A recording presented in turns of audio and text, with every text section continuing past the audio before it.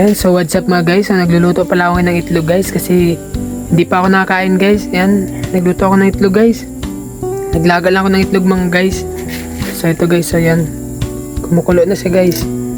Isa lang naman ang niluto ko guys, yan o. Ayan. Kasi wala pa ako nakakain guys. So magluto tayo ng itlog.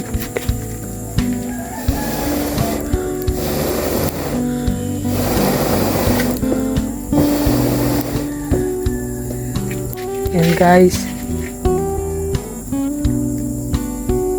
Lapit na rin maluto guys.